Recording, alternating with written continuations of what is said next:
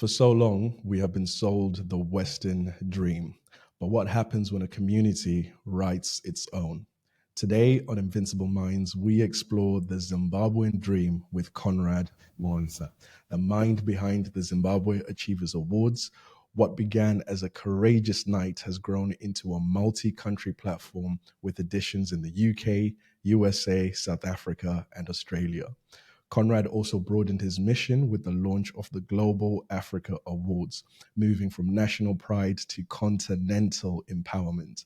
Most recently, Conrad is the author of The Zimbabwean Dream, a manifesto for writing our own narrative of success. In today's conversation, we're going to unpack his journey, how he built a global movement, and the mindset that turned a once-a-year ceremony into a year-round engine for opportunity. So grab your notebooks because class is about to begin. Welcome to the podcast, Conrad. Collins, thank you for having me. And you summed up the introduction quite nicely, especially being sold the Western dream. And there's nothing wrong with the Western dream, but we've got to also have our own dreams and realize them and live them. Thank you for being here. We know you are an extremely busy man, so having you here with us is truly a special moment. And what's going to make this episode even more special is that we are giving our listeners the opportunity to win a free copy of your new book, The Zimbabwean Dream. So to our listeners, head over to our YouTube channel, subscribe, and leave a thoughtful comment on this episode. And we will then pick the best comments and send you a free copy of this transformational book. So please get involved. Amazing, Conrad. Once again, thank you for being here with us. Before the book and before the fame, before the boardrooms in London, before the amazing events, there was a young boy in Bulawayo, Zimbabwe. Please, can you help paint a picture for us? What was it like growing up in Zimbabwe for you? Yeah, it was amazing. I grew up in the 90s, 80s and 90s. In Bulawayo, I was brought up by my mom and my grandmother, who instilled that integrity, discipline, and ambition to an extent. My mom was always an entrepreneur, so I kind of took that from her. And I went to school. I went to Milton. And the entrepreneurship bug perhaps caught me at that time because my mom had then moved to the UK. And what used to happen is that my mom would then send me money, or ask her to send me stuff like watches, aftershave. So at school, I became known as that person. If you want trainers, the latest trainers, you want watches, and you know how it is. If something is coming from abroad, it's got more value. So I started selling stuff at school, and that's where the entrepreneurship bug started, I guess. And then from there, I went to college. But essentially, the upbringing was great. And I think Zimbabwe as a country gave us a good foundation in terms of education. So we were educated quite well. So we had a good foundation to then build from. It's quite exciting that you said, the time that you grew up, your mom had moved to the UK early and she was sending stuff back home and you became the popular guy in school selling, products and, using that entrepreneurial gift that you had. It makes me think actually when it comes to upbringing and people that grew up in different generations, Zimbabwe has evolved a lot. And the Zimbabwe that you saw as a kid is different to the Zimbabwe that, someone listening today would experience. So what are some of the memories in your youth do you think the kids of today may not experience? That's a very good question. And I don't know what people are doing now, but I remember there were traditions like Christmas. So during Christmas, you look forward to getting new clothes, brand new clothes. Yeah. So it became a highlight. So, your Truworth, your Edgar's, so you go and pick up your best outfit. So it's almost like this is an excuse for you to get new clothes. Yeah. And then once you get your new clothes on Christmas Day, that's when you wear them. You have your lunch with the family. Yeah. Then you wear your new clothes, and then we used to go to town. Yeah. And then in town, you're showing off to the other kids your new clothes, and then you used to go to the park, and the park was very lush and green, and There was fountains there, and people would take pictures. And I don't think people do it now. I mean, if I look at both Harare and Bulawayo, I look at the parks. They are not as great as they used to anymore. But that's one tradition that I don't think people do it these days. I think people don't care about clothes anymore. So those something that I remember quite fondly. Would go and buy ice cream and chips, and yeah, so it was great growing up in Zimbabwe. That's really nice to hear. I think I'm getting a sense of a strong community. You mentioned as well earlier that your entrepreneurial spirit derived from your grandma and your mum.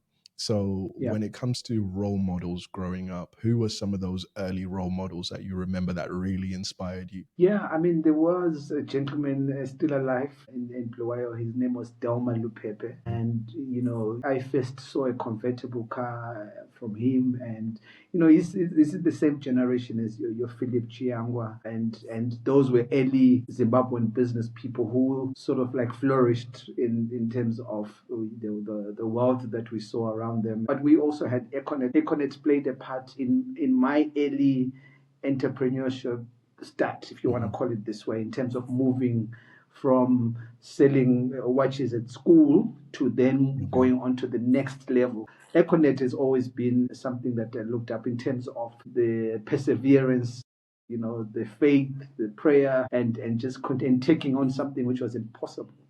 So that in itself also taught me to be, to persevere, have that tendency, just to keep, if you have a dream, you just have to go for it, and no matter the challenges that you face, you have to do that. So let's move on to the next stage, like you said. So you were in school. What was the subjects that you were studying? Yeah.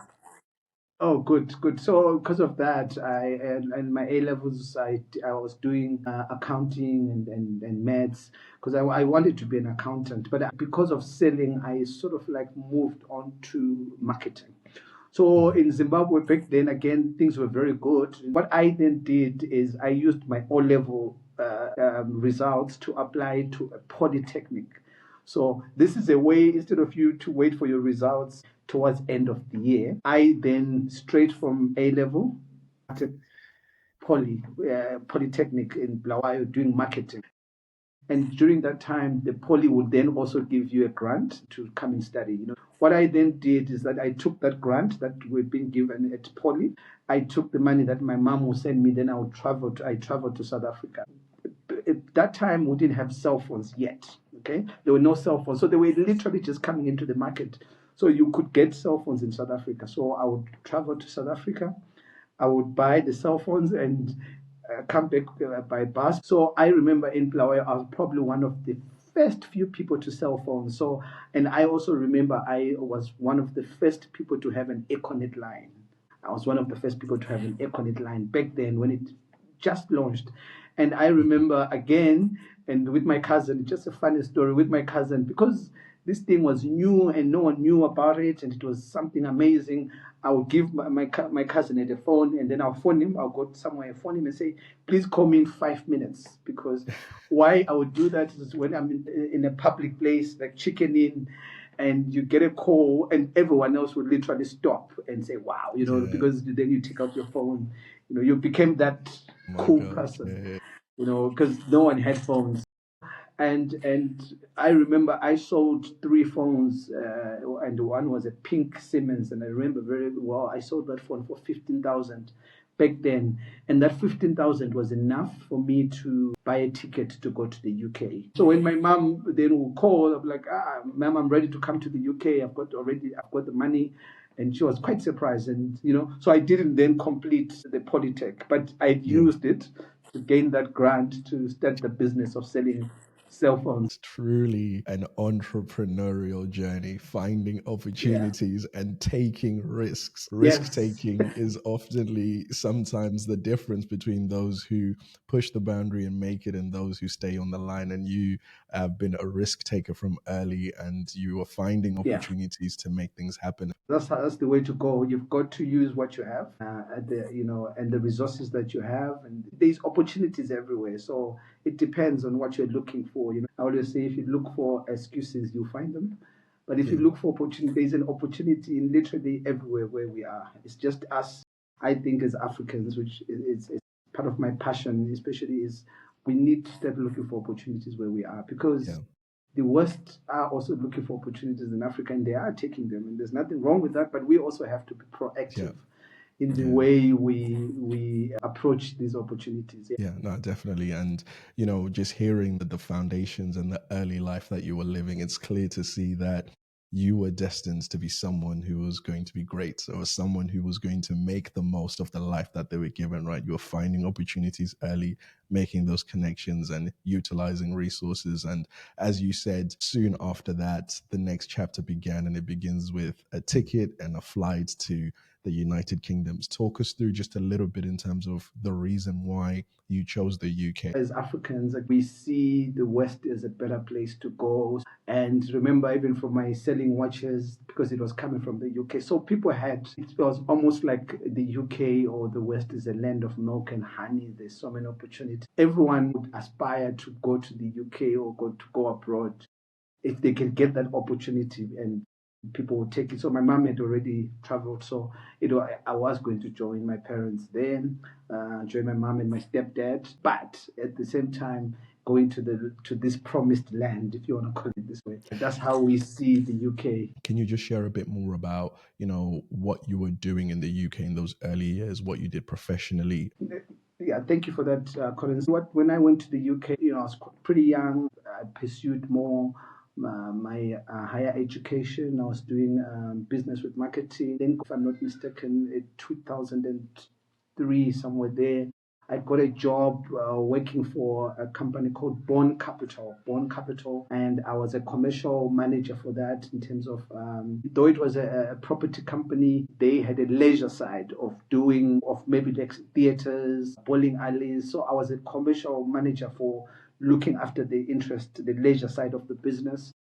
And I remember towards end of the year, we would then do a Christmas party, or we do these gala dinners in a very nice hotels. And so that is what kind of like inspired me also to start thinking of doing our own events. Because as Africans that time, if I remember, we were not doing much. We would just go to concerts, pay $20. So we didn't really have something where we dress up, and so we didn't have that. So that sort of like came out from that corporate side. And when I worked there, I was looking for opportunities. And then when I left the company, I then approached them and said, can I be an independent sort of like seller of your products, or marketing or your own products? And they were quite happy for me to do that. So then I started doing what we call corporate activities.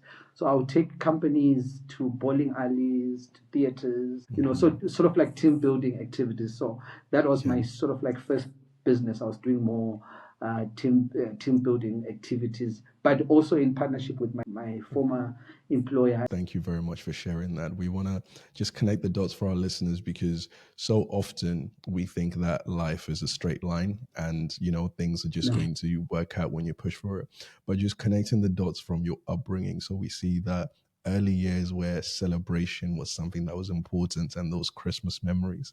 And then you move to the UK, and the job that you're working with is in events, and it's something that keeps that idea burning regarding celebration and recognition. So at each phase and at each step of your life, there was more push, more pull, and more inspiration towards the thing that you were meant to do. And I think for a lot of us, we work different jobs. We may be thinking, how is this going to add to my end goal, to my dream?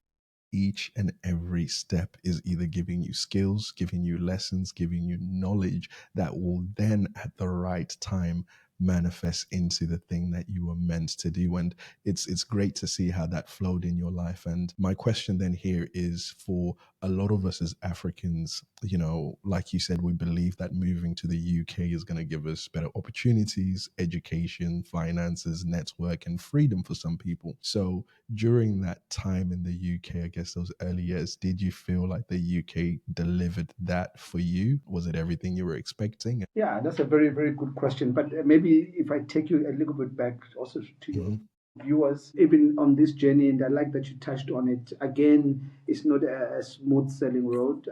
I fell a few times. You make mistakes, you dust yourself. I've lost countless amounts of money, millions, if you want to call it this way. But as you said, it's either a lesson or you're learning from it, or to avoid that. Hence, also, it's quite important to have a mentor, because a person who has walked the journey, I've made so many mistakes, but it's just like the guy who founded the bulb. He tried so many times. So I always encourage my mentees that mistakes are proof that you are trying. So Yes. you can't be perfect. So it's good to make mistakes. It's good to fall and good to start again and then keep going, and you'll be learning along the way. But yes, so back to your question.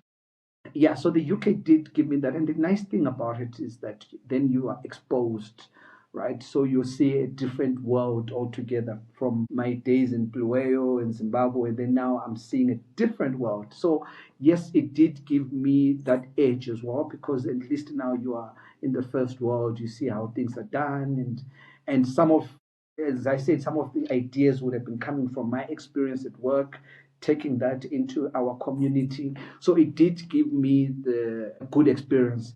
And a lot of our people and Africans have benefited from that. But again, for me, it's let us leverage that experience. Let us leverage the opportunities there to be selfishly thinking about back home. So wherever you are working, yes, you're comfortable, but just think of home, because no one will build the continent. No one will build your country, your community. And earlier on, you touched on it. It starts in the community, as you said in your intro, goes into your city, goes into your country, goes into the continent, goes global. But essentially, you've got to start somewhere. But for me, wherever you are as Africans, you should selfishly take those resources where you're working, and go and build the continent. Nobody's going to do it for us. And I tell the people, even from my country, to say it's not the government that's going to change the country. It's not the FD, foreign direct investment. It's you and me, literally where we are in the world. We are the ones who are going to change it. And let's do that. Let's take those resources. Let's go and build our continent, and build the continent we want. What do you want for Africa? If you think UK is comfortable and you see that there's an underground, you can build your own underground in the continent. That's the mindset that we should have as Africans. Let's just go out there, take resources, and go back home. Incredible. So much wisdom. And I hope you guys are listening, because a few things have definitely stood out for me. And I think it's really going to help someone on their journey. And your call to empower Africans all over the diaspora to go home and make a difference. We all have this responsibility. I think only we can create the Africa that we want to see. It's easy to look outside and say, governments, do some work, this body, this charity, this foundation, but what are you doing for your home? So thank you so much for being the anchor and the pillar for this conversation. So as we said at the beginning of the podcast, you are the founder of the Zimbabwean Achievers Awards. And I know this year you guys celebrated your 15th year anniversary. That's 15 long years of impact, of change, and of celebration to our people. But can you please just take us along the journey as to what inspired you to start this idea? What was happening in your life that led to the creation of the Zimbabwean Achievers Awards? Thank you for that, Connors. So again, to your audience, I'll say just replace, and when I speak about this, replace Zimbabwe with your own country. So when I talk of the context of Zim or Zimbabwe, it's applicable to any nation in the continent, if that makes sense. But what happened in 2008, if you remember, there was hyperinflation in Zimbabwe, so there was a lot of negativity or negative coverage about Zim. It was so uncool to be Zimbabwean, and I remember especially people from Bulawayo during that time, they would also just claim that they are from South Africa because the Mandela effect. And it was easier to then identify with South Africa than to identify with Zimbabwe because of the negative coverage that we did. Wherever you went, any offices, if you say you're from Zimbabwe, people would then start asking you about the jokes about the money, the billion note, the president, etc. So there was a lot of negative coverage on Zim. So I asked myself, what about the positive side that the Zimbabweans do? And I would talk. I would like to talk a lot about this, where I talk about a half full, half empty glass, and the negative part is the half empty. And we can spend the whole day, Collins, in this podcast talking about the bad things or the negative things about Zimbabwe, about our continent. We can spend the whole day, but I want to focus on the half full glass. The positive side that Zimbabweans, Africans, Ethiopians, and Zambians, the positive side of what we do, and build from there. I also noticed that from 2000, Zimbabweans started coming into the UK. They started improving their education, getting qualifications. So during that time, a lot of Zimbabweans started becoming directors at NHS hospitals, managers, being lecturers. That's what inspired ZAA, fact that people were making positive contributions to the UK. And if you remember, I spoke about being in the corporate world and seeing people dressing up in five-star hotels, etc.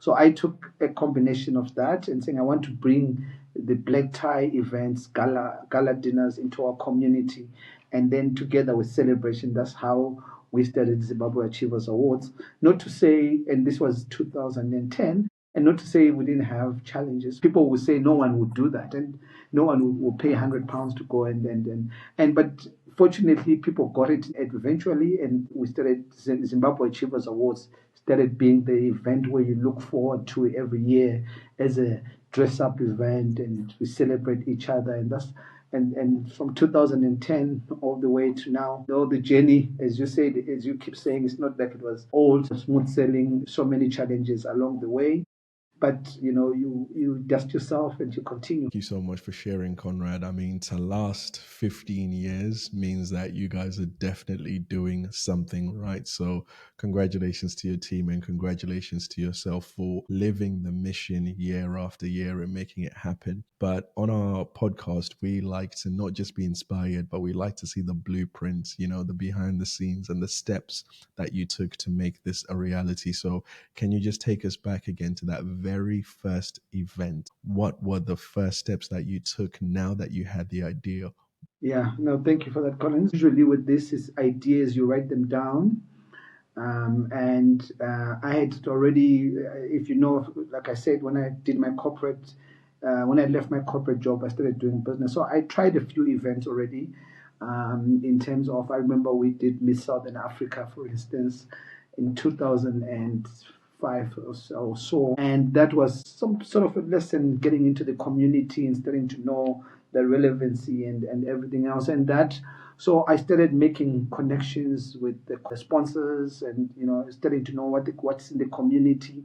So you have an idea, write it down, start planning. And the first thing to plan was to choose a date, was to choose a venue, was to do a budget, and then to go out to sponsors to look for money to do the event, and then to start marketing the event. So it was essentially, this is part of, if you talk about risk, or if you're talking about trying something, is I didn't know what the response was going to be, but I had done my own research in the fact that based on what I've experienced in the corporate world, we needed something as Zimbabweans where we can dress up, go to central London. And I also said I want that for my community.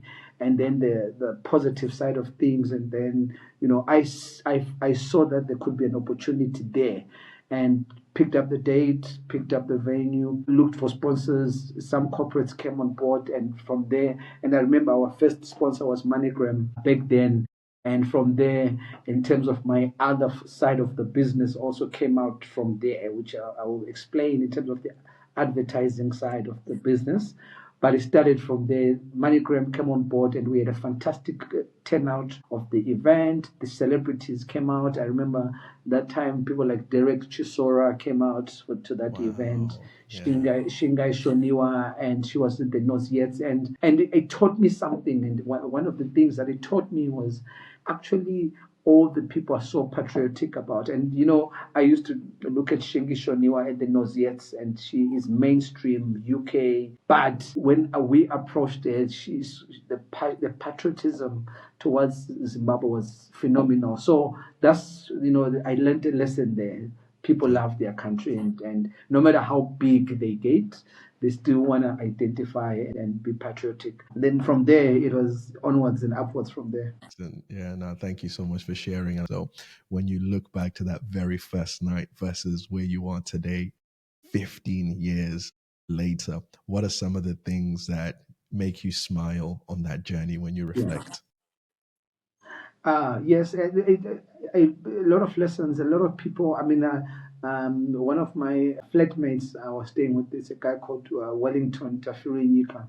And I had been sit down with this idea written down, and he encouraged me to say, go for it, go for it. And we were living in a place called Dems Road. So ZAA was born in Dems Road, Forest Gate. And, I look fondly on how the Zimbabweans came out. I mean, the event was great, and it was the first, and and people just enjoyed it, and we pulled it off. We had a few technical issues here and there, glitches, but otherwise the event went well, and people received it quite well. So I look back, and I remember my co-founder of the ZAA that time is a lady called Shirley Cox, who's a white Zimbabwean who's moved back also to Zimbabwe, and we've been friends since. So it was much more that moment of uh, changing the narrative, sort of like turning around the narrative, because I think since then, and we would have probably played our small part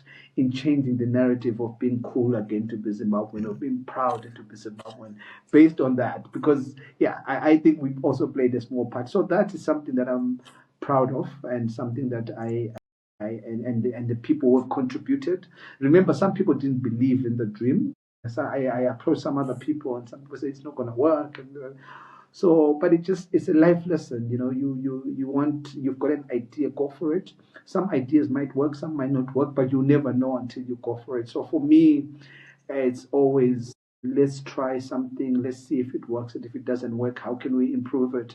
So it's a continuous business, it's continuous lessons and continuous improvement and continuous, up until it becomes a system. And then from there, as you know, ZAA is an annual event, but there is business behind ZAA, and that perhaps is another part of my journey, if you want to call it this way. The business outside ZAA. Yeah, exactly. Now, thank you very much for leading us on to that, because the next question was going to be, what do people misunderstand, or what do people not realize when it comes to the events industry and putting together an event? And I think sometimes people just look at it as it's a one night thing, you're dressing up and it's fun and you take your pictures, but there is a business behind the scenes. There is a team, there is systems, there is books, there's reporting. Yeah. So just tell us a bit about that, and how your organization manages the business side. Yeah, I mean, that's a very good question. Events, if you're in the event space, the events probably one of the hardest businesses to do.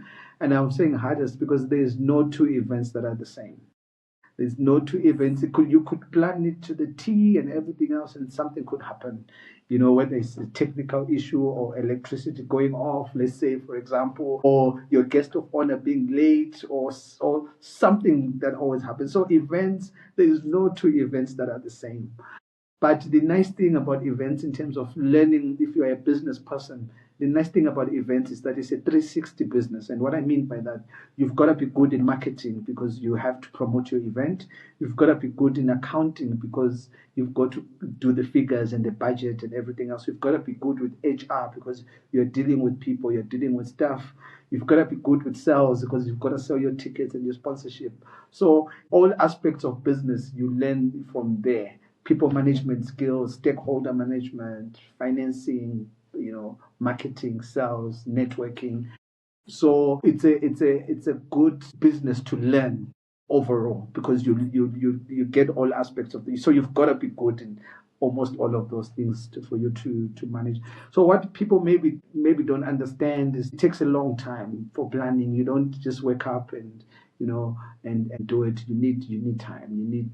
a good 6 months of planning an event, getting sponsorships on board, because that in itself takes a while. You've got to sell a lot. So it's fulfilling, especially when it all comes together on the night, but quite stressful towards the event itself. But then eventually, then it always comes out nice. As you probably know, we had our 15th anniversary in Zimbabwe for the first time, and we were entering a new territory, and we had its own challenges but its own benefit. But culminating everything coming together, it looked like people from outside saw a great event, but putting it together behind the scenes, that behind the scenes is interesting, but it always comes together nicely at the end. Yeah. Yeah, that's wonderful to hear. And just to lead on from what you mentioned there, so you said the 15th anniversary event was in Zimbabwe, and that was your first time putting together an event in Zimbabwe. I guess some people may ask, as someone who is a Pan-Africanist, who's Africa first, and you've been singing this song of, go home, celebrate home. Yeah. What took you, I guess, so long to go back home to do your first event? Yeah. No, I mean, that's a very good question. No, because remember, our mandate, if you want to call it this, our initial thing was it's a diaspora event. So we were doing a diaspora platform, and because I was based in the UK, that's this natural home initially, and then based on that, we had a pool from South Africa in terms of the numbers. We saw that South Africa was very interested, and our sponsor, who was MoneyGram, also suggested that let's go and let's do the same thing in South Africa. So that became a natural progression, and then from there, the US also got in touch, and then the Australia and et cetera, et cetera. So we have been, and this is part of entrepreneurship journey. We have been flirting with the idea of doing it in Zimbabwe. We initially were going to do our 10th anniversary in Zimbabwe, but that's when we had COVID. So we then postponed. Yes, yeah. So we're gonna do it in Vic Falls. But like I said to you, it's everything. Life is things don't always work according to plan all the time. So we were flirting with the idea, and I remember telling my team, say, what, even if we're not ready, and because you consider a lot of things, is the political environment correct? Is this correct? Yeah. So you can always even have an excuse of not to do it.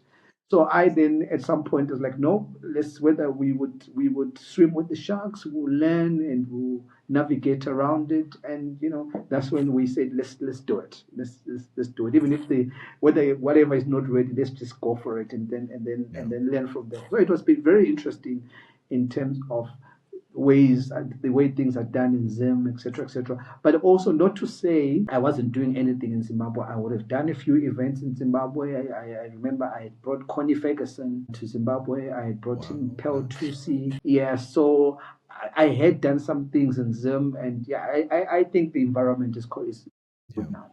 Thank you very much for sharing that detail and the journey that took you back home to where it all began. You've explained the challenges, the hurdles that it takes to build a successful events organization. So you were already doing this with the Zimbabwean Achievers Awards.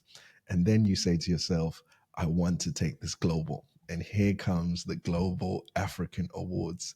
So, what was the inspiration, and why was it important to then bring the continental lens to the initiatives and the events that you were putting together? The reason why we celebrate ZAA, or the ZAA, is not about a one night event where people are dressing up. It's literally about inspiring the next generation. It's about us as Africans to know that it's possible to celebrate each other, to change the narrative. So, like I said, the same applies to Zambia, the same applies to Malawi, to Nigeria. We need to change our narrative and the way we look at ourselves. So when I did the Zim Achievers and I saw that the template is the same, again, Africa is known for immigration. There's negative connotation towards Africans. It's known for whether we are coming to do claim benefits. So there is nothing positive, especially with what's happening now in the UK. Immigration is seen as a negative, negative impact in the UK. But I argue again, same thing, half full, half empty. I argue that there's a lot of Africans who are doing good things in the UK, who are contributing positively. And if I use Zimbabwe, which I probably know a little bit better, we're not so much prone on being on the benefit side. People want to come into the UK, further their education, do business, make money. We really don't go there to then start Taking depending on the advantage. states. Yeah, taking advantage. So it's rare. But you see, but because people didn't want to, they don't talk much about that. They talk about the immigration and the negative impact. Global African Awards wanted to also again changing the narrative. But then this also opened up a can of worms for me, because if I had a good network within the Zimbabwean community, it was even much, much bigger now with the continent. And I remember even people like Smaid, who started Afro Nation, became a good friend of mine. I've seen people like Alex Amasu, who is a founder of Africa Polo Day. Again, Alex Amasu did the most expensive suit in the world at some point. He also started with the ringtone. So he's been an amazing entrepreneur. He's got something called Lux Africa, and that's the Polo Day, but he also does luxury goods for Africa. Phenomenal entrepreneur. So Global African Awards has then opened that up for me in terms of having a wider reach, which makes sense from Zim. If you want to call it as a country, you're now joining the AU as working for the continent. So it's the same formula, the same template, just wider. Now that's amazing to hear, and just to emphasize, if we don't tell our own stories or shape our own narrative, someone else is going to do it for us, right? So we are responsible to tell our own stories, to celebrate our own people, right? And that's also one of the reasons why I started Invincible Minds, because it's so important for us to hear stories like yours, which truly, truly inspire. Stories that, it's not overnight. This is decades of experience. This is trials. This is errors. This is wins. This is losses that have made you the man you are today, and you inspire so many people. So I really commend your mission with the Global African Awards to really spotlight as many of our stories as possible, because we have to change that narrative once again. It's up to us. We cannot wait for someone else to do it. It's up to us. So thank you for that mission. I just wanted to add that if you remember, at one time there's a lady called Dambisa Moyo who did a book called Dead Aid, and she had a lot of backlash. But you see how the narrative is changing now in terms of the approach to aid. And I want to come back to the 100 billion that I was talking about in terms of remittances and maybe why we partnered with the AU, the Africa Development Bank. But if you look at that 100 million, it's more than FDI. It's more than the aid that Africa, the continent, gets. And for me, there is no free meal. So with the aid, what comes with it? So, but we need to then take ownership of our continent, literally take ownership of our continent. And it might sound cliche or might sound negative on my part, but I personally do not like aid, and I do not understand why, because why would another country give you money? For what reason? So we as the diasporans are saying, no, let's take ownership of our problems. Let's have solutions for our problems as Africans. And this is not to say let's not work with the West. Let's work as partners, you see. So instead of us talking about aid and talking about in the UK, I've got a fantastic relationship with the UK government. Let's talk about partnership and collaboration rather than aid, if I'm making sense. So let's get groups of business people together. Let's go and work. If we're doing mining, let's mine. Let's take your card. Let's take my card. Let's develop our country. It's same in the UK. So I'm more discouraging aid, but encouraging collaboration. So collaboration is what I want to be known for. But more importantly, leveraging on the remittances. That, as I said to you, if it's 100 billion that's remitted every year into the continent, what are people sitting on? And that's usually 10%. If I'll use the people, if you are working somewhere in the UK and you're earning £1,000, you're not going to send all of it. You're probably going to send 5 to 10% of your money. So you send £50 home or £100 home, and that's the 100 billion. So you are maybe saving from that 1,000, you're saving maybe another 200 in your bank, and then the other is for your living expenses, etc., etc. So that 200, if we want to call it that way, it means Africans around the world are saving 200 billion. Yeah. Is also saved outside the 100 that they've sent. That is so important that you stress that point, taking ownership of our continent and the importance of collaboration. I think aid is once again a challenging topic because on one hand, yes, there are some people who are in very difficult circumstances. We know that the opportunities, at least back home, we have seen more privileges than the people at home. So that aid does go a long way, either through charities and foundations and stuff. But I think when we are in the West, rather than waiting for someone else to give aid to our own people, we then take ownership to serving and doing something to help our people, right? And I think you have such valuable experience when it comes to serving back home. And I think a question that comes here is from personal experience as well. One of the challenging things with going back home, investing back home, working back home is the idea of trust. You're always hearing the story, I don't know anyone that I can trust. I send money home and my family's taking it. Or, you hear all of these stories. So when it comes to trust and, serving and wanting to do something at home, what do you think are the opportunities there? Are there communities? Are there groups that people come together to alleviate that? What has been your experience in that space? Yeah, no, I mean, Colin, this is a very good question and one of my favorite. But you see, we shouldn't be too hard on ourselves. We are first generation investors, if you want to call it this way. UK or Rome was not built in a day.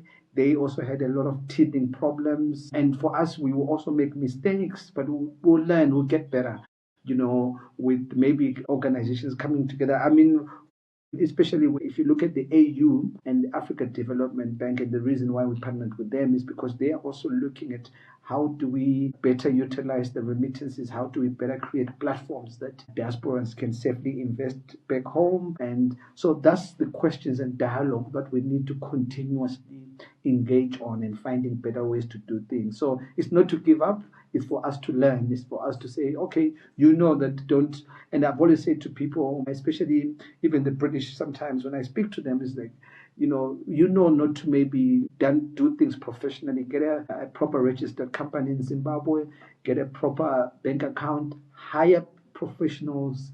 And when you hire professionals, then your business can do well. But if you do shortcuts, you are bound to burn your fingers. But these are lessons that you learn as entrepreneurs and as you grow. But essentially, it's not to give up; it's to try and have a different ways of doing things. Yeah, no, thank you for sharing, and it's glad to hear that there are communities and systems and even platforms in play where us in the diaspora can trust and we can know that our investments are being safely managed and they're going to the right way to benefit ourselves and also the people back home. So you mentioned that taking ownership is really one of the keys that we have to do in diaspora, taking ownership to invest back into Africa. So I have a question for you that I know our community would really want to know. You have 15 years plus experience within the event space and the marketing advertising businesses. If you were to start from zero in 2025 and you wanted to take ownership, you wanted to do something to help your community, help back home, what would be the one thing that you would focus on to really build momentum? I mean, look, I think for me is the mindset is to start from zero. I want to now concentrate on the way people think and the way we think about the continent. Because when we hear about the continent, we hear the dark continent. When you hear, like, even you hear about the Africa, you hear about trust issues, etc., etc. That's what you hear about. I want to change that. We have a lot going for the country, but we don't see it because we think UK is better. We think US is better. But don't look far, just go back and say, but yes, look at these resources. How can I tap into those resources? Lithium, gold, antimony, you name it. We've got, in fact, I remember one minister was saying, let's ask ourselves, which minerals don't we have rather than which minerals do we have? Because we've got all of them. But again, our mindset, it thinks that America is better. America, how many people, especially black people, would die in terms of through police violence, etc.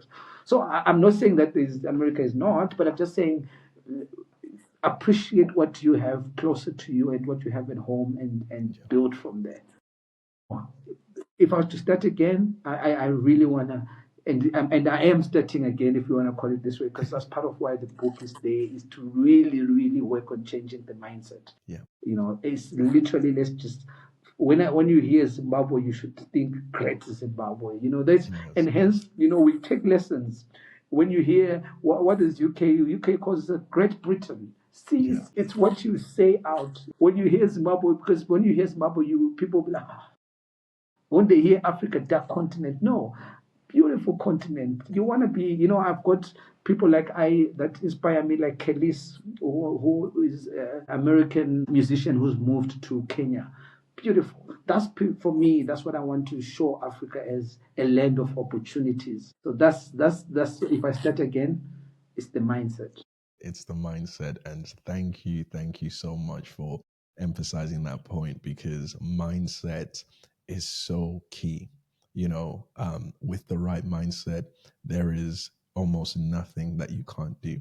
It all begins with mindset, how you think, how you see the world, your perspective. And I think as Africans, for sure, we can do a better job at having a positive mindset to our own community and our own home. We are so easily swayed that the way of the West is better. And you're correct. There are some things that are good in the West, but there is just so much richness in Africa. I mean, speaking about Zimbabwe specifically, they called it the breadbasket of Africa. There are so many things that you can do, so many resources, so many things that you can plant, grow, fertilize, and feed. It was the feeder of Africa, right? So it's so important that we apply that positive mindset. And on the topic of mindset, we then can explore the Zimbabwean Dream. And this is the book that you have written. And like you mentioned, the West has its dream, and a lot of us as Africans seem to lean to that. But you are leading the narrative in shaping a distinctly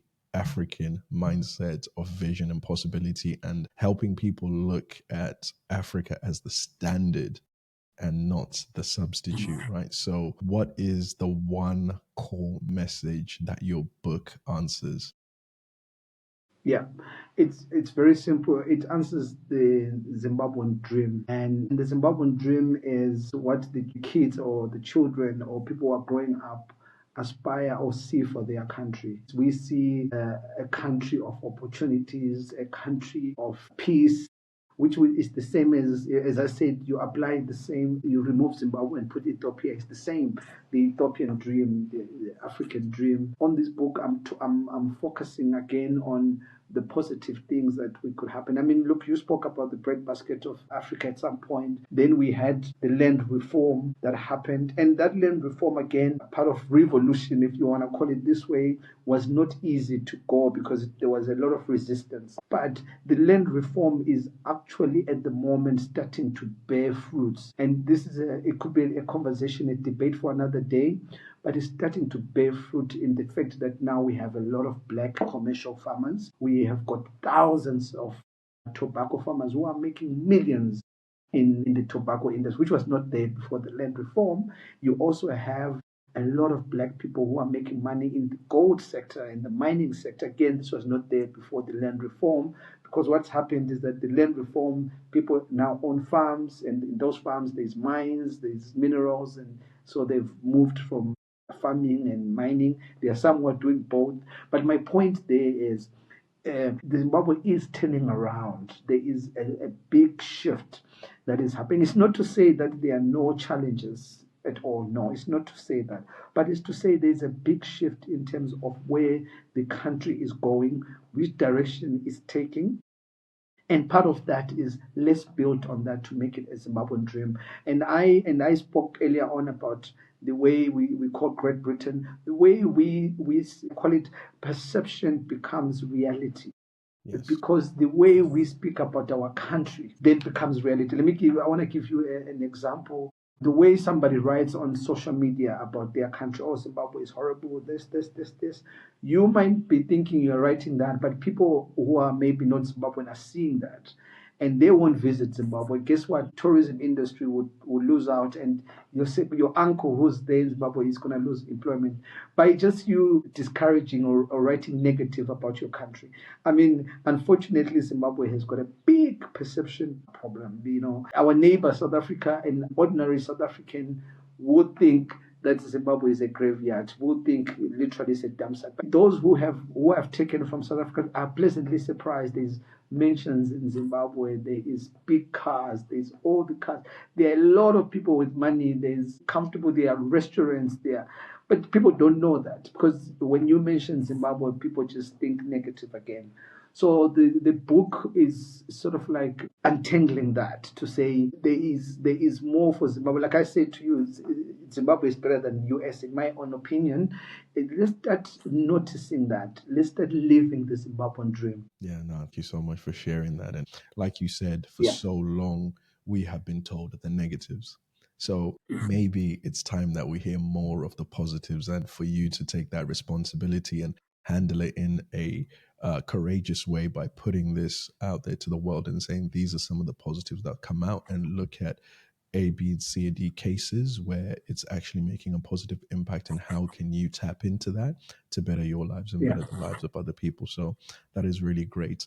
I also have another question on here, because when you're putting together a book, I'm sure you reflected, I'm sure you went back to your life, the experiences, the Yeah. jobs, the connections, and you probably took time to reflect on how you were able to fulfill your Zimbabwean dream, because you are living your Zimbabwean dream. But I'm interested for our audience to get an insight on what was the mindset and the habits that you believe you displayed to get to your Zimbabwean dream. So what are the habits and the Yeah. mindset that you have that Good. maybe our listeners can learn from to make their dream a reality?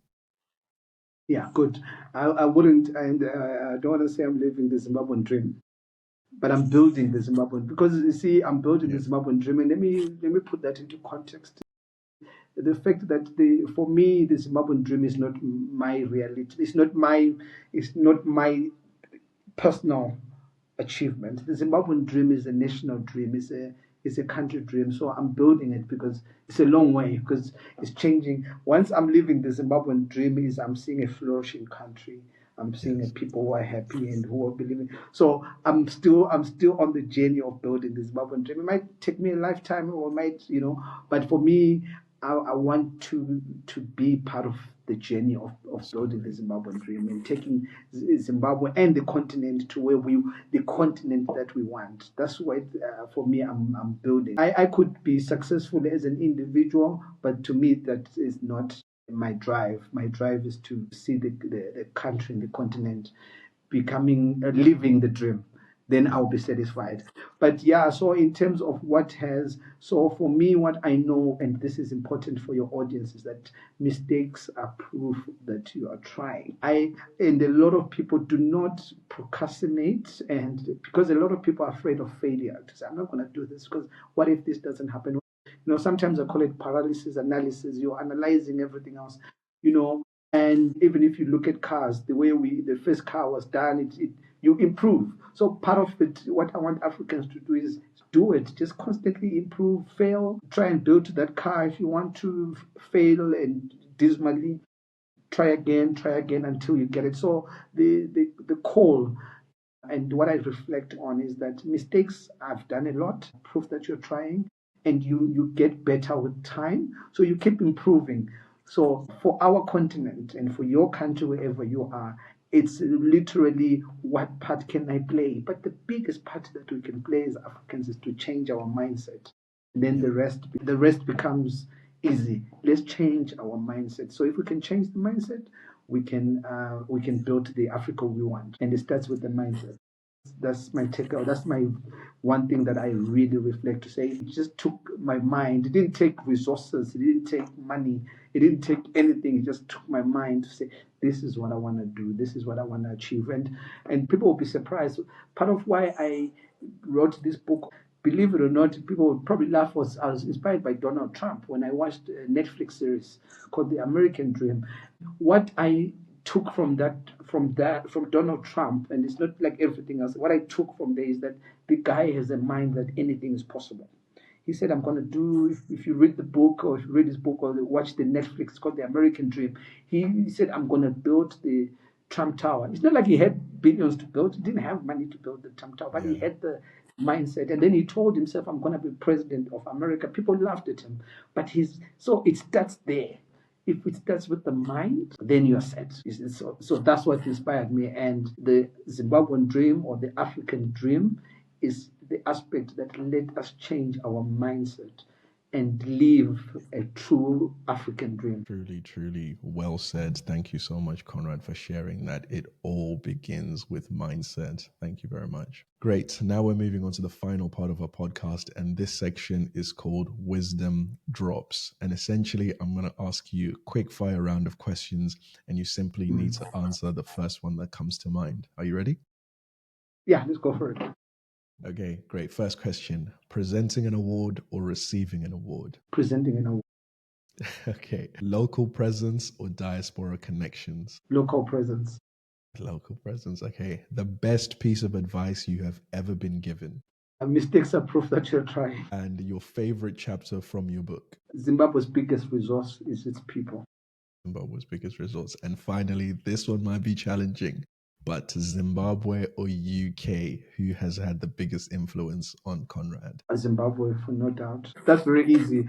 Zimbabwe, no doubt, but obviously appreciating the contribution that UK has done. And that wraps up our episode. So for our listeners, yet again, remember, we are going to be giving away a free copy of Mr. Conrad's book, The Zimbabwean Dream. And I really want you guys to read this book. You don't have to be Zimbabwean to read it. Like he said, you could be from Ghana, Nigeria, Angola, Sudan, South Africa, wherever it is.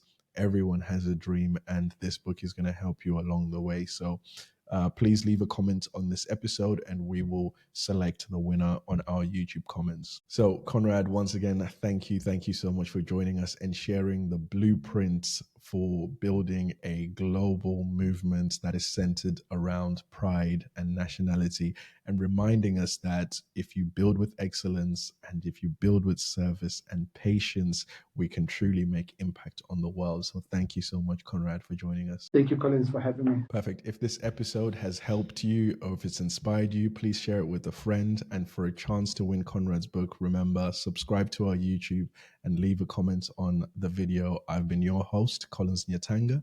And until next time, stay invincible.